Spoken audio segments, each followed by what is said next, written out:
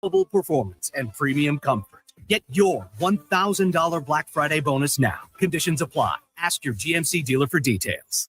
You know your neighbor, right? The one who watches your house when you're away, who keeps their yard looking nice, who says hello every day. That's us. GS Construction. Now, we probably don't live right beside you, but we do live in your community. And when it comes to water and wastewater infrastructure, moving along smoothly, we're the ones doing that work. GS Construction has been doing it since 1974, over 50 years. So you could say we are your neighbors who wear hard hats and work boots. To find out what your neighbors do, visit gsconstruction.ca.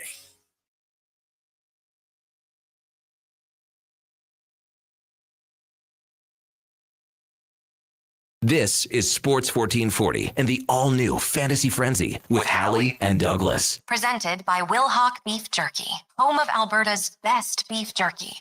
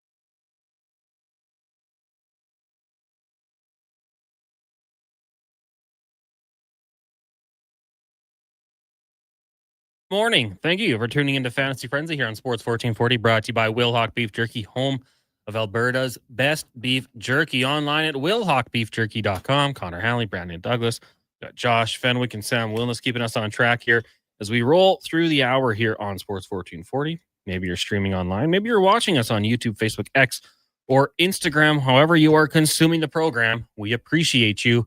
Text line 1-833-401-1440 or email us, Brandon at sports1440.ca, Connor at sports1440.ca. Duke, good morning. How are you doing?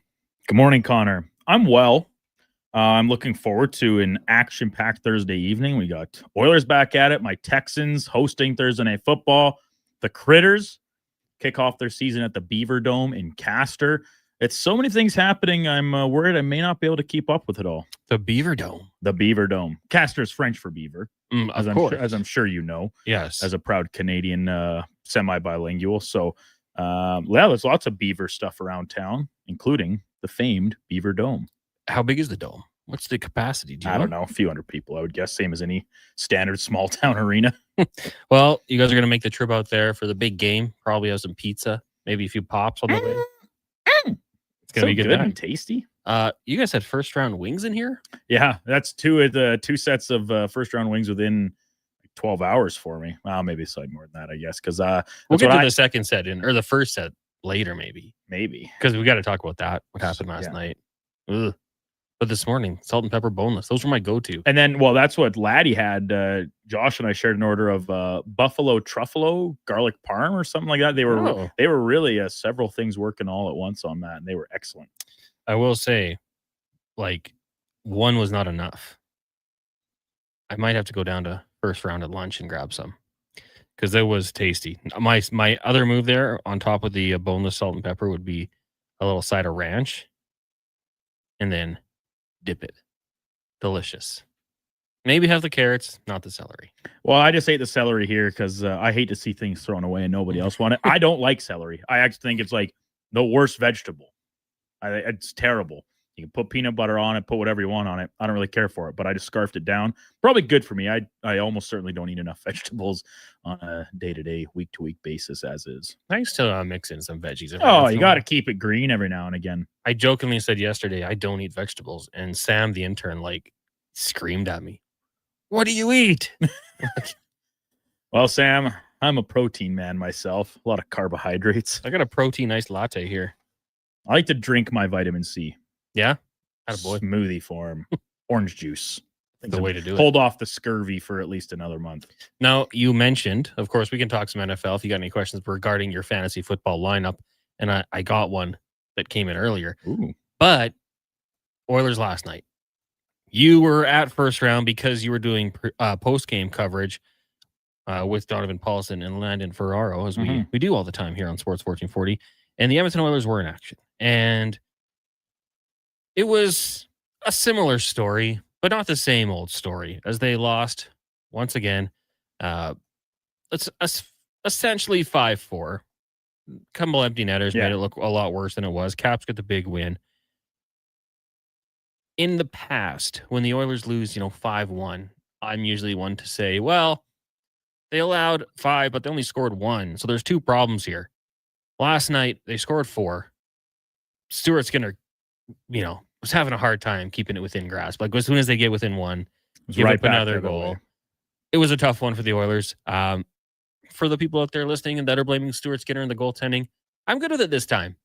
Brett Kulak, oh my goodness. I don't know if I coined it, but I like to think I did. Playoff Kulak. He's unbelievable when the playoffs start rolling around here. He just elevates his game. But last night, I mean, he could not have had a worse period. Actually, he could have, because he coughed up another one that didn't go in. But he was a -3 after 20 minutes. I mean, you're just kind of finding a spot in the corner of the dressing room, I think, and just keeping your head down. He, of course, finished my -3, as did Hyman and Draisaitl and Roslovic, but empty netters probably don't really help you in that case. Duke, this game was just had to be frustrating on all sorts of levels. And I believe multiple players after the game mentioned, like, we can't allow 5 goals, which turned into 7. Yeah, man. I was, and I talked about this on post game. I talked about it with Kevin this morning. I'm a little more torn on the goaltending issue this particular day, right? We kind of, it seems some days more than others where we say, well, what do you expect? They're not superhuman. They're not a $10 million Igor Shesterkin or Andrei Vasilevsky. What do you want from them, right? You want them to keep you in the game. And I kind of continue to come out that Stuart Skinner made some big saves towards the end of the first period when it was a 1-goal game, kept them in it before they really found their stride and controlled the vast majority of the second half of the contest. And do you want a save from Stuart Skinner on the 2-1-1, on the Riley Leonard goal where Evan Bouchard gets completely outworked and outmuscled by a smaller, much less experienced player?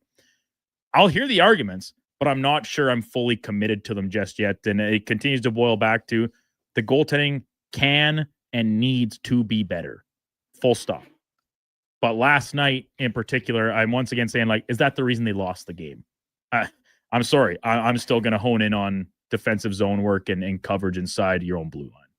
Yeah. I mean, it's the chicken and the egg, right? I mean, is the defensive zone coverage bad because they're trying too hard to do things because they don't trust their goaltender? Or is the goaltending bad because the D zone is an absolute slop fest? Well, both are true. Yeah. Both can be true. You can just group it as defensive game, your goaltending, because goaltender works with that, right? How many times last season when the PK was playing as good as they did Chris Knobloch say, well, our goaltending was really good, right? Supposed to be your best penalty killer. So it all groups together in the defensive side of things. You need good defending, you need good goaltending, and the Edmonton Oilers certainly last night didn't really get either. Yeah, it's going together. Not necessarily a good thing going on right now. The text lines are 1-833-401-1440. We just got 2 nice texts. What's going on here? What is this? Well, it's better than Kevin's been making out this week. He's a coward. Yeah, not so much today, but in the last 2 days, he was both a coward and a bully. Yeah. Well, there's not really that soft spot. Can you be one or the other? I think if you're one, you are the other. Like, you can't not call out players, which makes you a bully. But if you don't, then you're a coward, and you're kowtowing to OEG's iron rule. Yeah. According to some texters. I always used to laugh, like, back in the old days. The dark days. When we would, well, I wouldn't say that. I'm just like, in a previous regime of sports talk radio in this town, we were affiliated with, the big company out east. So we'd have like a Leafs guest on like once every 2 months. It'd be like, oh, got to push the agenda. Toronto Sports Network at it again. Are you guys not talking about Kulak at all? He's been horrendous, but everyone keeps pointing out Bouchard and Nurse. Are you listening to the station? Taz, we literally just said he was dash C. He couldn't have been much worse, but he could have been because he had another turnover that could have been another goal against. Yeah. I mean, what are you talking about, Taz? We're literally, he's the first player we brought up. We touched on goaltending, of course, but I don't think we mentioned Bouchard and Nurse at all. Nurse had 2 goals. I mentioned Bouchard when he got worked by Ryan Leonard. Okay, well, eventually you did. Outmanned. Taz says, LOL, my bad, I tuned in. Trust me. Hey, you miss 10 minutes of the show. You miss a lot. I can't believe it's been 10 minutes already. It's flown by. Flies by. Yeah, I mean, it wasn't good. We like Kulak, but it was not good. And that's a guy who's got a contract. And I think Gregor had the stat, like his goals for against in the month of November coming into it was goals for 0. Like when he's on the ice, goals against 13.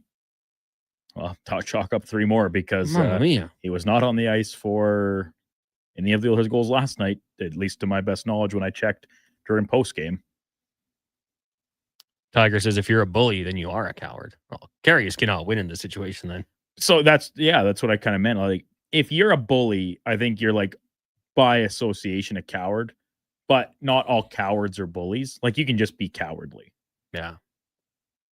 All bullies are cowards, but not all cowards are bullies. Yeah. Like all thumbs are fingers, but not all fingers are thumbs.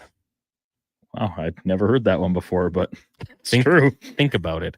Think about it. Spruce Grove Joel says, hey guys, love the show. Thanks, Joel. I have Logan Cooley signed in my Legacy Fantasy League until the end of 2031. He had a hot start and has Cooley'd off. Nice. Matt and Ledoux can be proud of that one. I've been playing with 5 defensemen instead of 6. Should I look at making a trade for a defenseman, or should I stay the course and expect Cooley to remain extremely valuable in Utah? Well, I mean, the Mammoth are an offensively inclined team, right? And they had a really good start, and then they've hit the skids a little bit here. Things have dried up a little bit. Logan Cooley is an unbelievable player. Now, if you were to trade him right now to shore up your defense, in my opinion, like, and there's something we talk about all the time, Connor, regardless of what fantasy sport you're playing, like the sell low, right? When a guy is in a cold streak, not producing, injured constantly, whatever, like, it's not that different from real life where your return compared to if he bursts out in a week and has 7 points in 4 or 5 games, boom, people are automatically going to be more interested and look at that when they're doing their little scout on a player in the stat line. So I would hold steady for the time being, but if you are maybe wavering on it as a bit of a believer in his long-term value, just wait for him to hit another hot streak for a week or 2 and then maybe cash him out then. That would be my recommendation, or what I would look to do. The worst thing you can do is trade him away, get a diminished return, and then he blows up and you're sitting there kicking yourself. Like when I dropped Andrei Svechnikov after his first, I think it was 8 or 9 games where he had not scored a goal yet, had like a few points. Since then, I think he's been one of, if not the best fantasy hockey player in the league, depending on your format, of course. But there I am, and I just dropped him. I was like, I can't put up. I've tried to tough it out for 9 games, it's not working. Boom! All of a sudden, he's ripping it up for someone else's team.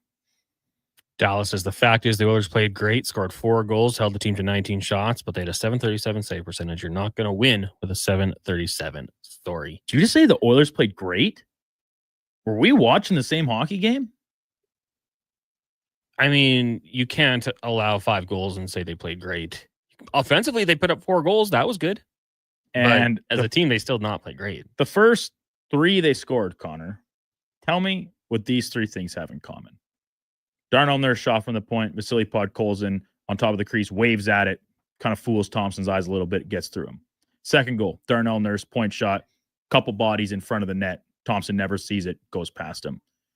Third goal, Andre Mangiapane down low, nice spinning kind of pass out into the top of the crease, cashed in with a nice skill play by Tomaszek, skate to stick. What do those 3 things have in common? Bodies in front of the net? Thank you. What did the Oilers not really do for essentially the rest of the hockey game? And a good chunk of the season? Yeah. Bodies in front of the net. To a bigger point. Like, the Oilers completely controlled the game in the second half. It was all on the outside. Yeah. It was all perimeter. But Leon's goal, I mean, hey, that's textbook. And it's kind of tough, you know, when you're watching a game and, you know, especially in a spot like that where I know I'm doing post game, I'm kind of thinking about what are maybe going to be some of my talking points. Power play, not very good tonight. Looked really predictable. Thought the Capitals PK had a call it a good pre-scout or just the natural predictability of how this unit works right now. But then they cash in a goal, so it's almost like you kind of have to throw that out the window. It's moot. They went 1 for 3. Yeah. Ben says Oilers played great. Glazer. Terry says, why did Regula only play 1 minute 33 seconds? This is on the coach. Well, he lost Ovechkin on his goal, right? Like he was with him, had him tied up, and then just let him go, tipping goal. Yeah. And then, I mean, you have 7 D-men. It's kind of like, you know, that bot, especially the way Kulak's playing. That was like the thought for me. It's like why is Kulak still getting trotted out there for his regular shift and Regula played not a shift after that? Like literally he didn't play another shift in the game. Yeah. After the Ovechkin goal. I mean, maybe that tells you a little bit of what the coach's thought is on that.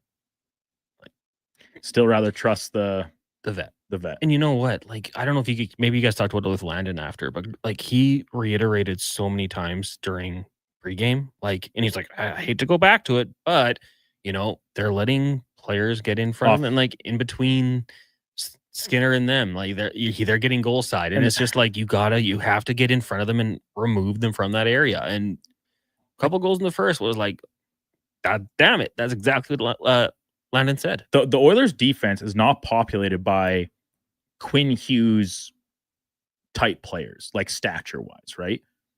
Darnell Nurse, Matthias Ekholm, Evan Bouchard, throw Alec Regula in there too. Like these are big guys, and they just constantly lose body positioning, lose these like micro battles, whether it be out front, coming out of the corner. And Kulak, you know, he's not the biggest guy. That's not his game, is the physical side. He's a great skater, puck mover, solid defensively. He's just fighting everything right now. So you kind of almost set that on the side and say it is what it is. I just can't get over how poor they are inside their own zone with exactly what you're talking about. That area, the prime area, right in front of their own net more than anything else. It's something. It is something. We'll take a break here. When we come back, we got some football text from Kirk. We can get to that. DD from Border City asking about goaltending and maybe from Chicago. We'll do all that and more. And Dallas hammering home 737. Yeah. I don't think anyone's arguing, Dallas, that goaltending defensive needs to be better. I don't think there's any argument there. People having questions with you saying it was a great game by the Oilers. The Oilers are a team. And Dallas says it was 2-1, 3-2, 4-3. Oilers allowed the next goal every time. And that's exclusively because the goaltender stinks. I mean, you gave up a 2-on-1. 2-on-1. You'd love a save. The break, like the Leonard goal on Bouchard, bad angle, bad defense. Mm-hmm. And I'm not disagreeing that you would like your goalie to make a save there, but it's not like it was a routine stop. This isn't a goal this isn't Mike Smith letting in a wrist shot from 150 feet away. Yeah. Bad Cap says, what does Kulak bring to the game? Well, in November. Right now, not much. Not a lot. Yeah. Okay, we'll take a break. When we come back, more text 1-833-401-1440. It's Fantasy Frenzy on Sports 1440, streaming on our YouTube, Facebook, X, and Instagram channels, brought to you by Will Hawk Beef Jerky. I'm Colin Livingston, president of Cantor, proudly delivering world-class hydraulic torque wrenches in Canada since 2016. I'm thrilled to announce our in-house production of tool components and accessories for faster turnarounds and enhanced versatility. The future is here at Cantor.com. At Papa John's, our butter chicken pizza is a Canadian favorite, and we think we know why. We start with a velvety, tangy, and subtly sweet sauce. Then it's our better ingredients: fresh, never frozen original dough, juicy grilled chicken, and crunchy green peppers and onions. Sounds delicious, right? Well, wait till you try it. It's butter chicken made better. Order your large butter chicken pizza today for only $19.99. Better ingredients, better pizza, Papa John's. Proudly locally owned and operated. Across the province, Albertans are taking their shot on Play Alberta. With casino winners every hour, jackpots worth millions, and revenue that stays in the province, there's never been a better time to sign up. Right now, our listeners can score a $50 free bet when they make a minimum $50 deposit with code Gregor50. That's code Gregor50 for a $50 free bet. Start playing with your game sense today to find out if you're Alberta's next winner. The future of female hockey is here. It's season 2 of the Female Super League, the first ever female-only independent hockey division in Western Canada, with teams from British Columbia, Alberta, Saskatchewan, and Manitoba. Featuring 16U, 14U, and 12U divisions, the FSL brings showcase weekends packed with thrilling games, and our 14U and 16U have been pioneering the advanced body checking rule, empowering young players. The Female Super League, where the best in female hockey takes center ice. Details at femalsuperleague.com. I'm making my list, checking it twice. And guess what? I'm giving Will Hawk beef jerky to everyone, naughty and nice. Because honestly, everyone deserves a taste of Alberta's finest, no matter if they've been bad or good. So this holiday season, skip the chocolates and pass on the turkey. Make sure you're Will Hawking around the Christmas tree with Alberta's best beef jerky. Ho, ho, ho! Call to place your pre-order today at 780-986-2537. No fluff, no fillers, just pure entertainment. Sports 1440 brings the heat with bold opinions, big personalities, and Edmonton's fiercest fans. This is your turf. This is Edmonton's sports leader, Sports 1440. Diablo Boots sells only Canadian-made work and biker boots made by Canada West. No American or boots made in China, so no tariffs. All of Diablo's boots have replaceable soles and heels for longer life. Sizes 6 to 14 triple E. Buy quality, buy Canadian. And support Canada West and Diablo, the two best names in the boot business. So save on boots by Save On Foods. That's Diablo Boots, 3340 Gateway Boulevard on the east side of Save On Foods. Buy Canadian. They're terrific. It's the Nissan Black Friday event, a full month of excitement packed with awesome vehicles and exclusive offers. Right now, finance the Nissan Kicks for 0% for 24 months. Plus, get $1,000 Nissan bonus and enjoy an epic ride wherever you go. This Black Friday, we've got great offers and limited inventory. Get yours today before they're all gone. These offers won't last. Go see your local Nissan dealer or Nissan.ca for more details. Conditions apply. Visit your local Edmonton and area Nissan dealer for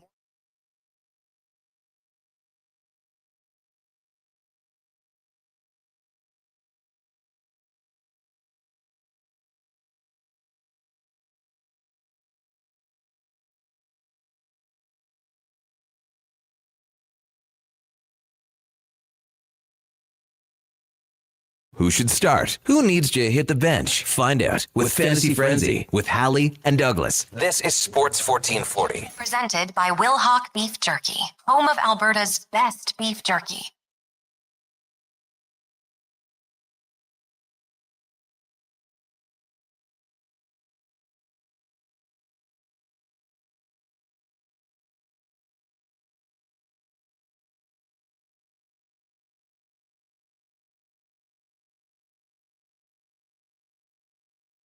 And 22, welcome back to Fantasy Frenzy here on Sports 1440. Connor Halley, Brandon Douglas, Josh Fenwick, Sam Willis with you here. The show brought to you by Will Hawk Beef Jerky. It is the home of Alberta's best beef jerky. Online at willhawkbeefjerky.com. Go check them out in Leduc. Tonight's game for the Oilers, 5:30 puck drop, might suck. But it would suck less if you went to Will Hawk and got some beef jerky, because then you'd have a great treat. I promise you, you will love it. It's delicious, unless you're a vegetarian. We have a vegetarian in the building. Hey, Duke. Yes. Good guy. Our good friend AJ Keller over at CFCW. But I just see him walking past when we have jerky out. He's just like, I think he's tempted. You have to think that he's a man conflicted. I see a green tinge start to eke into his extremities. Yeah. Because he's just green with jealous rage. Maybe it's all those veggies he's eating. Also true. That could be a factor. Several things at work there. There's lots to it. ML texting in, Knobloch lacks accountability. He's going to lose the room. You have to hold everyone accountable. Thanks, Mark. I agree with a lot of what you said there. I mean, we've screamed it plenty of times. Like, hey, he benched, was it Leon Draisaitl last year for a couple shifts? Mm-hmm. Just send a message. But there's been times when I think Bouchard probably could have watched from the side. I think there's, Kulak probably could have sat out last night, since you do have 7 defensemen. Like you said, though, Regula in on a goal for Ovi. So we shall see. This segment going to be brought to you by elksnation.ca. 2 weekly podcasts with Eddie Steele and, of course, our very own Declan Kruger, breaking down the green and gold. It's going to continue all offseason long with players, alum, draft, free agency. And you can also read their articles at elksnation.ca. So make sure you go check it out today and subscribe to their YouTube and social media platforms. Kirk says, enough hockey. Purdy or Daniel Jones this week? Purdy or Daniel Jones? The Colts play the Chiefs, if I'm not mistaken. And the Purdy plays the Carolina Panthers. Yeah, I'm playing Brock Purdy here. 100%. Yeah, I mean, it's kind of an easy one here. At home, I think Ricky Pearsall, he's back. Good to and go. According to our in-house Niners expert, MTR, when I questioned Ricky Pearsall's zero burger last week, he said he was on a reps count coming back from injury. And, keeping tabs on him at practice this week looks like it should be much more inclined towards a full steam ahead. And Brock Purdy looked good in his first game back. Yeah. They remain without a lot of really high-end options in the receiver group. George Kittle was a big part of that game last week for the Niners passing offense. We know how CMC can impact the game at a few different levels. So I think I like Pearsall as an option for him. I think that's a bit of a no-brainer. And I get it with the fact that Daniel Jones is, I think still the highest per game passing leader in the league with the Colts coming off a bye. Here's a question from Connor H. Hey, guys. This is from me. Oh, wow. Thanks. I didn't pick up on that. I have Justin Herbert on the bye, and Baker Mayfield is questionable. Who should I pick up at quarterback? Free agents include Davis Mills. Okay. Tyler Shuck. Bryce Young. Geno Smith. Kirk Cousins. Tyrod Taylor. Cam Ward. Shedeur Sanders. All good options. Really good options. I'll tell you what, I, as a matter of fact, had a somewhat similar conversation with young Donovan last night at the bar, first round. We watched the game, enjoyed our wings. CJ Stroud out still. Justin Herbert on the bye. Leaves my super flex spot in an open position. Now, could I just put another position in there for this 1 week? Yes, but I kind of need to. I'm right on the fringe of the playoff picture here in that league. I picked up Bryce Young. Are you feeling it? First San Fran? The Niners defense is suspect, especially in the secondary, in my opinion. And it basically, you want to know the real reason I went that route? Because I had just acquired Ted McMillan before the trade deadline, had him on my bench when he blew up last week. So I was like, I'm just gonna if I'm taking a gamble, I'm taking a gamble on the stack. So I'm playing McMillan, I'm playing Bryce Young, and hope that they can have another week of a strong connection. I might go for that. Now I got to figure out who I need to drop. Justin Herbert. He stinks. Did you watch him play last week? He might bounce back, though. But okay, here's not the question. Justin Herbert is good. I said that in jest. Will the O-line bounce back? No, of course not. Yeah, so I think like in my dynasty league where him and Caleb Williams are my two quarterbacks for just one spot, Williams has a tough schedule here down the stretch, a lot of divisional games. I'm really hard-pressed to believe that I'm going to be putting Justin Herbert in for another start. The thing about that is the week prior, the offensive line was bad, and he looked really good. He looked good. So it's week to week. You never really know. They tried to get Trevor Penning in, and he was horrible. That's the guy they traded for at the trade deadline. So, okay, well, I'm going to have to drop someone in. Who do I drop? I got 3 tight ends on my roster. Probably to drop Aronda Gatz, and that's what I'm going to do right now. Not even going to think about it. Just do it. Hopefully no one takes him. I have George Kittle as well, actually, so it's not really a big deal for me, but I'll let someone else have him. All right. Thanks for the advice, Duke. You're welcome. Nobody else texted in advice. MTR says their secondary is the best part of their defense. D-line gets no rush. Every secondary would be bad if they got 8 pressures on 57 dropbacks like they did last week. It's a fair point. And then there's the Chargers offense that allows on 57 dropbacks 30 pressures. It's brutal. They should play each other and see what happens. So it's the opposite the stoppable force meets the movable object. Yeah, it'd be madness. It'd be great. Sasha texting in, hey guys, a lot of candidates for the 2 flex position in my chop league. 6 teams left. Oh, that's like guillotine. Which two do you like out of Woody Marks, Michael Wilson, Kenneth Walker, Michael Pittman, and Travis Kelce? PPR scoring. Michael Wilson popped off last week, didn't he? He sure did. I like Woody Marks tonight against the Bills' run defense. I do. He's taken over the number one job. They still go to Nick Chubb, and he's been, I think, pretty solid in the change of pace role. Like, he's a different style runner than Woody Marks is at this stage of his career. But I do like Marks tonight against the Bills, and that's not just with my Texans biased cap on. After that, I mean, the Seahawks running back, it's like a dice roll on who's going to score your touchdowns on a week-to-week basis. But Walker's production's been good. Pittman off the bye. I think I'd probably go PPR score. I think I'd go Pittman. Yeah, I'm good with that. Marks, we're believing. I'm a believer. I'm playing him tonight. Not people weren't wrong. Just early about him. About DeQuavius? Yeah. Fat Efron says, "Hey boys, I have the opportunity to pick up Neighbors tomorrow. I have the most fab money in my league, so he's definitely mine. But now I'm torn. I was going to keep Egbuka. If I get Neighbors, I want to keep him. Thought I'd ask your guys' opinion. Would you rather keep Egbuka or Neighbors? My other keeper would be Jonathan Taylor. My next highest would be wide receiver Drake London, but not a fan of him to be a keeper." Why is Malik Neighbors available? Well, I guess if you're not going to keep him, you cut him. Yeah, because he's not coming back this year. So if you already have people ahead of him on your keeper list, there's no sense using a roster spot on him. I don't really buy that. Like, he seems like a no-brainer keeper. Yeah. But besides the point, he's available. I'd keep him over Mike. But like, if somebody did drop him, nobody else picked him up. Like, the worst team in the league hasn't. And like, hey, I have no good players for keepers. Malik Neighbors is out there. Malik Neighbors, when he gets back, is going to be really good, and he's going to have Jackson Dart in year 2, and I assume some help and probably a new coordinator who is going to be geared to feed him the ball. Yeah. But do you still value that over Egbuka, who is pretty much already the number one wide receiver in Tampa Bay, and a Baker Mayfield inside a Bucs offense that has shown pretty strong potential? Wide receiver 1 in Malik Neighbors, undoubtedly, right? Egbuka, probably still assuming Godwin and Evans come back healthy. Healthy but old.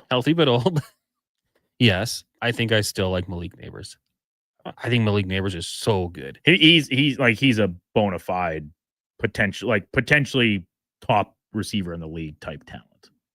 Yeah, 100%. Yeah, it's a tough argument to go against. Like, maybe you've changed my mind. There's no bad pick here, but I think I would go Neighbors, assuming he comes back healthy. There's going to be concern about the knee, I'm sure. And you're probably right to like I said, you have Jonathan Taylor and Neighbors as your keepers. Like, Ibuka's back in the draft, assumably. The chances of getting him again in a middle round spot are probably quite a bit higher than getting Neighbors again, who is, as long as he's healthy and the Giants figures like Dart's healthy, all this stuff, like Neighbors like a second round pick at the latest. I'm with you. Yeah. Okay, we got to from Tater Todd. Should I make this trade? I'm Travis Swift. Travis Swift gets Rashee Rice, Joe Flacco, Bucky Irving, Joe Burrow. He sends out Rico Dowdle and CeeDee Lamb. Assuming it's a redraft league, I don't like this at all. I'll take CeeDee Lamb over Rashee Rice and probably Rico Dowdle over Bucky Irving right now. Right now. Like, Dowdle is still sort of like, they still use Chuba, but Dowdle's production has been undeniable. They're going to keep giving him the ball. Burrow, that's a bit of a flyer. You get the Flacco as kind of the back end cover for it. I don't know. You're kind of getting the extra option with the QB coming in. Unless you're that desperate for a quarterback, I don't think I'd be pulling the trigger on this. No, I think you lose 2 good players. I don't know the rules of this league, but you only need 1 quarterback. You're probably not going to start Joe Flacco anymore, and Joe Burrow's not playing, so you probably already have your quarterback, I would assume. Nah, I don't think I'm making that trade. With all due respect. Any news on Bucky Irving yet? Such a frustrating injury. Let's just see here if we have anything on the Bucks injury report. The problem is it's still Thursday, and I don't know if they've released their injury report for today yet. He was limited today. Nope, yesterday, excuse me. That's encouraging. Back on the practice field last week for the first time, but an official site that Irving was ramping up his activity level. So he was limited. Ibuka limited with illness. Godwin limited with fibula. That just sounds so crazy. He's got a fibula injury. He's limited. And Sterling Shepard also limited. And Baker Mayfield limited. Okay, he's with an illness. So clearly there's an illness going through the room. Yeah. All right, that makes me more comfortable in Baker with Baker then. For selfish reasons. Chop League. Pittman and a somebody. I don't know what that means, Stu. Bryce says, I have one running back spot open. Who do I play? Bam Knight, Rashad White, Chuba Hubbard. It's kind of even like Rashad White has been such a interesting case as a fantasy player in his career. Like, even with Bucky Irving's injury, like, they still use him as the passing down back and stuff. But it does seem like Sean Tucker has now passed him as RB1, even in the absence of Bucky Irving, who is the team's undisputed RB1. So I'm not sure I love White. Panthers against the Niners. I'm out on pretty much everything Cardinals. I'm not in on Sean Tucker, to be honest with you. You're not a believer? I don't know if I'm a believer yet. Popped off last week. He does that sometimes. It's true. He's pleased with his performance. Did you see that? Yeah. That, like, all of his tweets, like, this goes back to when he was in college. Yeah. The tweets were like, not pleased with how I played today, but pleased with the result. # pleased. And it worked great because he was 34 in college. PEL, 3-4, SED. But now he does it with 44. But he does both. Pleased with 34 in the middle of the hashtag and pleased with 44 in the middle of the hashtag. It's a wild move. I'm a big fan of that, but I don't know. I'm not quite sold on it. So I'll say Chuba Hubbard. Local kid. Yeah, we're not biased. Juwan Johnson, Theo Johnson, or Dalton Schultz tonight. I'm down Gadsden to the bye from T. Well, I love that you have Gadsden as your starter. Big fan of him going forward. Ronde. Yeah. His dad was a really good player too. Okay. Theo, Juwan, or Dalton? Davis Mills has really just been leaning on the throw the button to Nico Collins button. But Schultz is still a part of the offense. Jaden Higgins has got some looks. I'm not sure. Like, you're like, the point here is that you're trusting Juwan Johnson, who I think is more of a red zone threat than anything else for the Saints. Theo Johnson, I don't know. Where does he fit in that Giants group with Jameis Winston? I think Juwan Johnson has the highest ceiling. The Saints are favored against the Falcons this week. I tell you, I feel like with Jackson Dart, I would be saying Theo, but it's not Jackson Dart, right? Yeah. Do we know yet for sure? Oh, I don't know for sure. We don't know for sure. If it's Jackson Dart, I'm taking Theo Johnson. Otherwise, I think I go Juwan. I think he can be a good. Tell you what, I'll go with you. I'll concur. Too lazy to argue.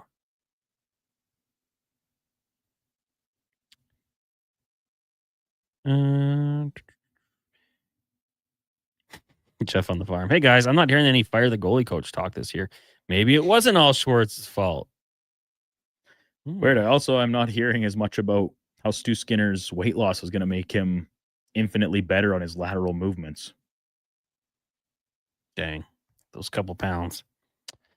MTR asks, is Hampton back next week for the Chargers? I believe so. That was coming what off Harbaugh has said. Coming off the bye, he's expected to be back. So if you're a Kamani Vidal owner, maybe a chance to sell high, but at the same time, maybe you want to hang on to him just in case. We'll take a break. When we come back, we got Sean Cole and a couple more we'll get to. 1-833-401-1440. It's Fantasy Frenzy, brought to you by Will Hawk Beef Jerky.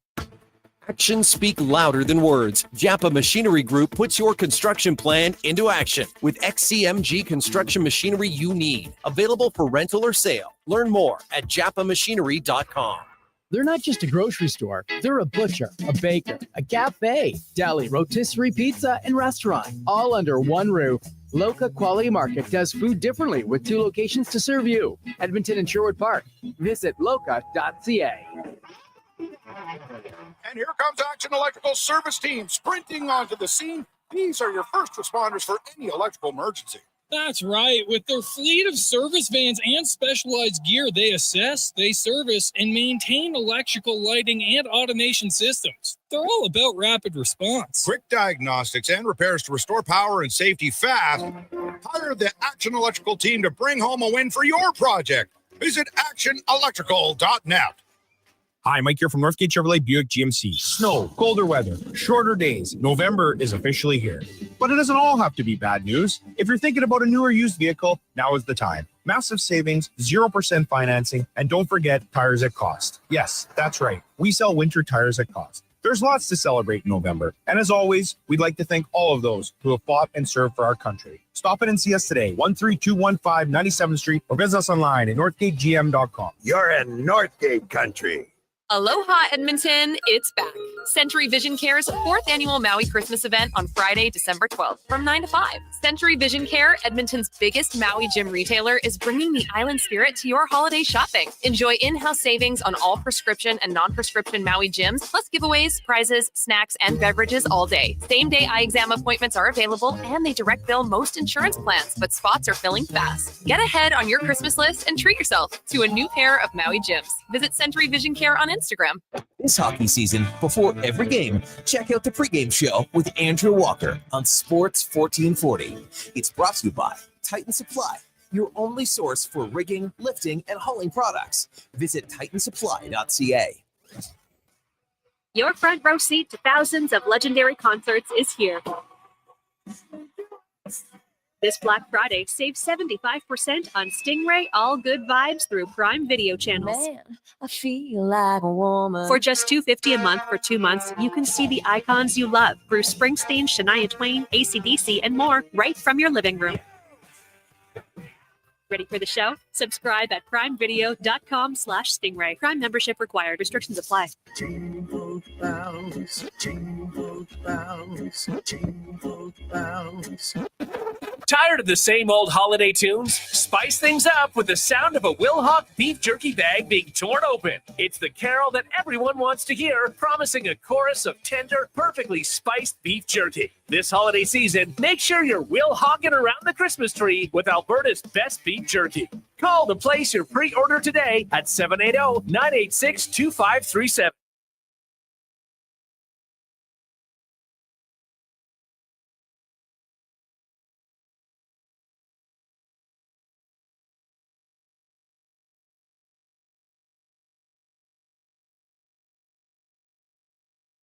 It's not what you know, it's where you heard it. Fantasy Frenzy with Halley and Douglas, exclusively on Sports 1440. Presented by Wilhauk Beef Jerky, home of Alberta's best beef jerky.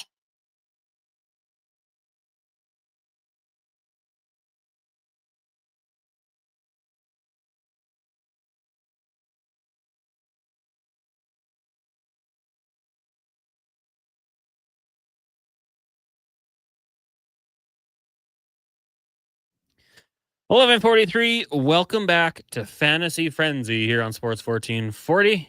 If you're watching, listening, we thank you. The show brought to you by Wilhauk Beef Jerky, home of Alberta's best beef jerky, online at wilhaukbeefjerky.com.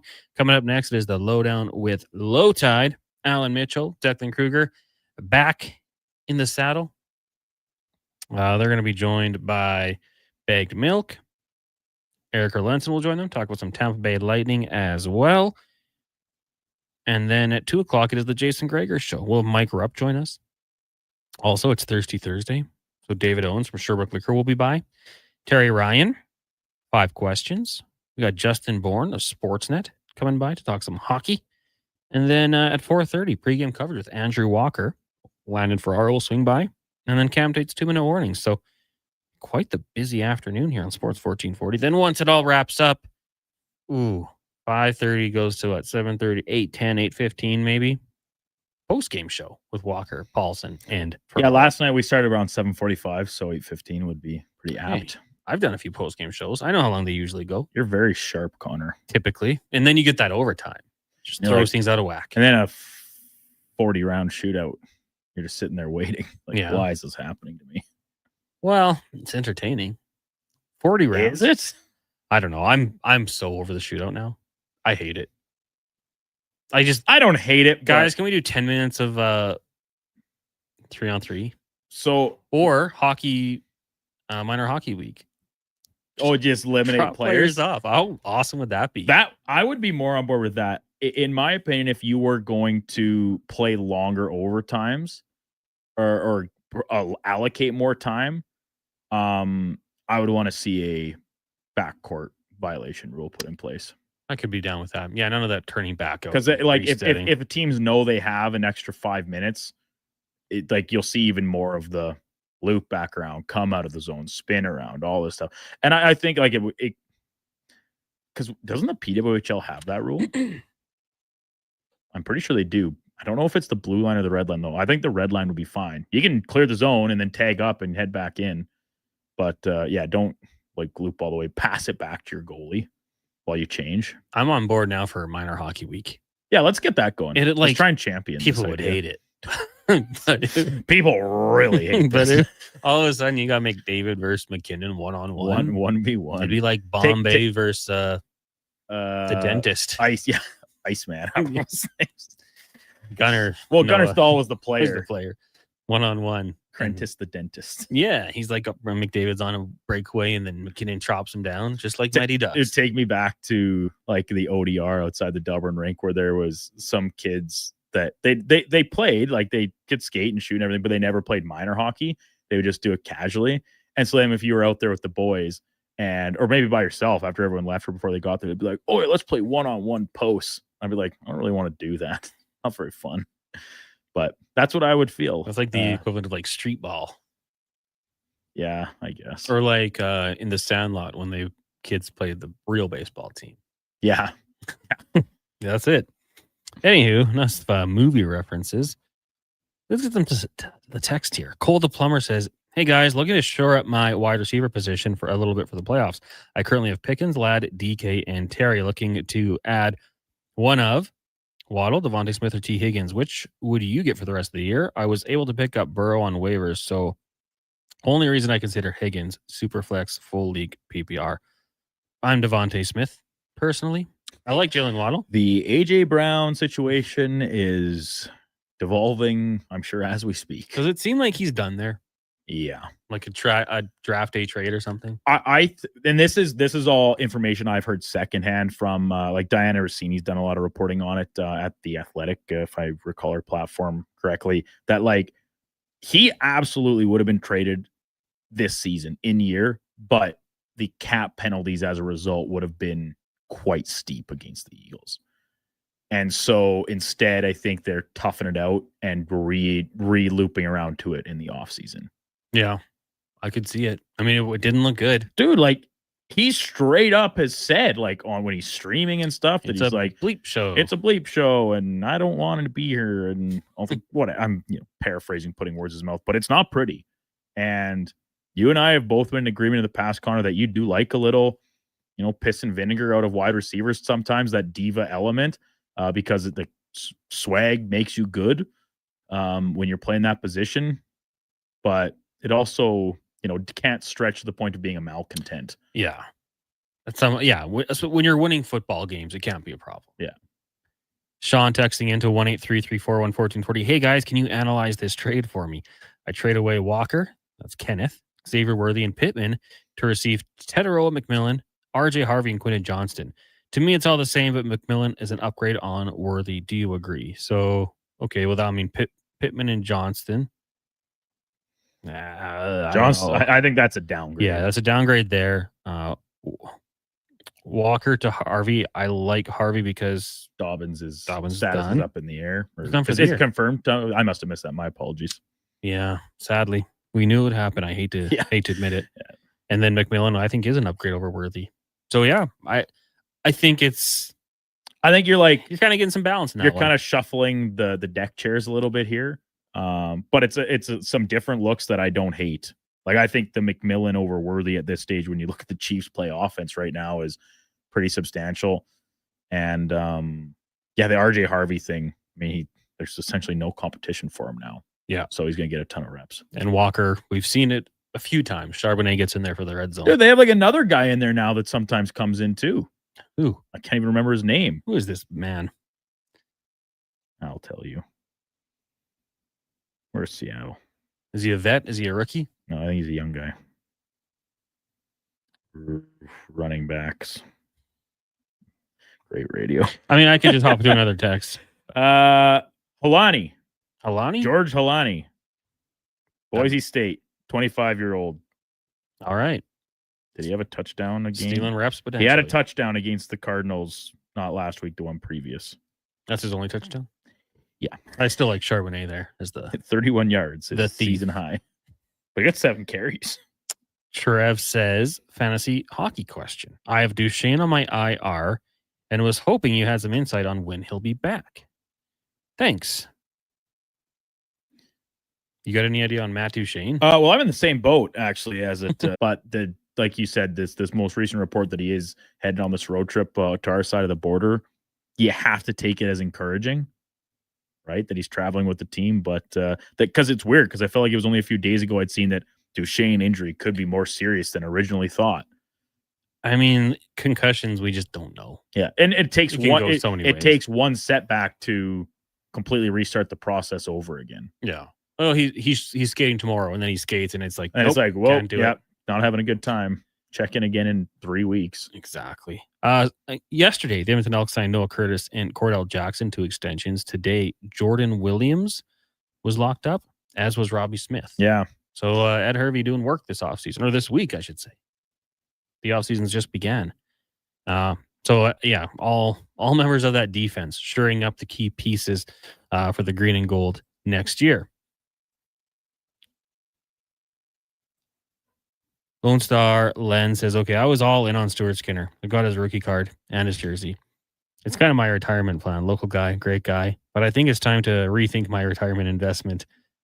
Not that I've changed, but as we all know, investment portfolios are based on perception. Yeah. We all know that. It's true. Right, Josh? We often talk about that. Right, Sam? We all know that. It's all about perception. Yeah, I don't know. I mean, I root for Stu, but I've long said, like, yeah, if you can do it, upgrade. But that should be the position everywhere. If you can, upgrade. Easy.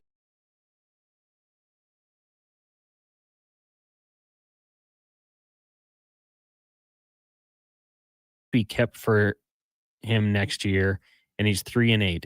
I'm 8-3. Would you accept this trade? I might. I mean, he's 3-8 and is going to lose him anyways. Actually, I probably wouldn't. I'd rather keep Hampton and Henderson going.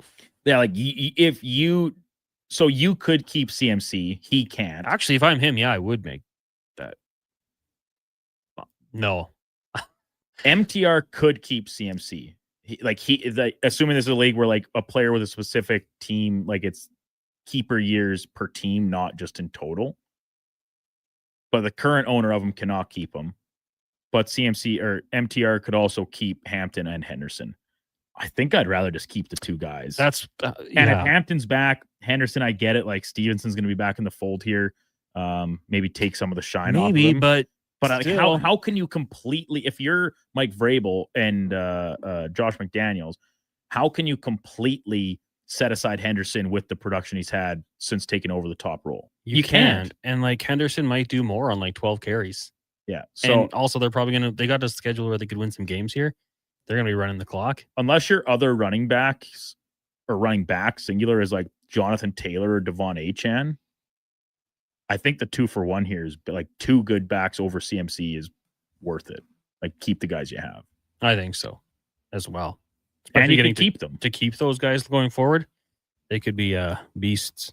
All right, that music means we are done.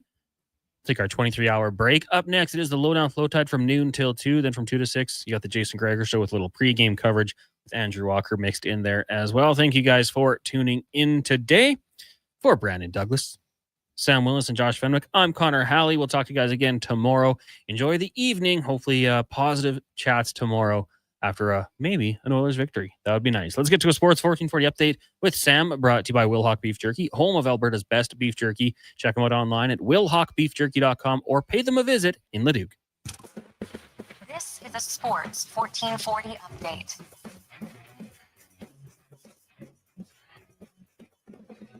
Oilers go head-to-head with the Lightning tonight as they continue their road trip in Tampa. Puck drop at 5:30 with pregame coverage getting underway at 4:30. 11 other games in the NHL, including the Leafs taking on the Blue Jackets, Canadians squaring off with the Capitals, Blues heading to Philly, Kraken take the ice against the Blackhawks, Canadians host the Stars, and the Senators and Ducks wrap things up.